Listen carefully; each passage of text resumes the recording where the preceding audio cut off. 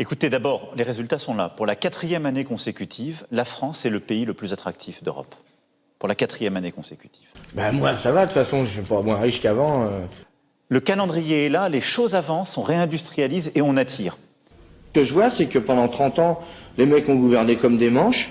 C'est-à-dire que, économiquement, ils nous ont mis dans une merde noire. Donc non, ça n'arrête pas parce que les investisseurs voient la force de ce qu'on a fait, la constance, c'est-à-dire même quand il y a des contestations, on ne change pas, on ne fait pas de tête à queue, on ne se dit pas d'un seul coup on va augmenter massivement les impôts, on arrête les réformes, on avance. Parce que si tout ce qu'on peut avoir à la place de la droite qu'on a eu pendant 30 ans, c'est ça, c'est la dernière fois qu'ils votent, les mecs, c'est sûr. Notre problème, c'est que nous avons beaucoup plus désindustrialisé que nos voisins. Et donc, on sait bien qu'il nous arrivera rien de mieux dans l'avenir, quoi.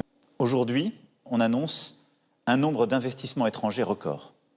13 milliards d'euros investis, plus de 8000 emplois sur le terrain. Il y a même des gens qui seraient tentés de dire qu'ils font pire. Et qu'il y a une détermination, et puis derrière une force, une qualité de la France. Il faut se démerder soi, quoi, individuellement.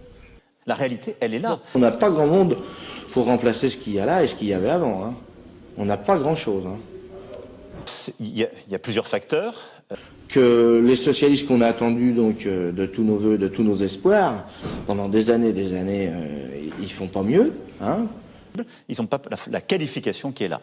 C'est pour ça qu'on investit sur la formation des chômeurs, et en particulier des chômeurs de longue durée. Ah ben, je sais pas, moi j'ai jamais été socialiste. Mais je trouve que tout le monde est quand même plutôt responsable. Ici, je ne suis pas là pour, je dirais, désigner un ennemi. Tout le monde s'est mis autour de la table. Pour des socialistes, ça doit être terrible. Ça ne dit pas tout du pays, et le pays avance. Moi, ça m'épate de... Je me dis, tiens, mais c'est marrant quand même, les gens qui gouvernent, ils sont pas cons au point de ne pas demander leur avis aux gens que ça concerne.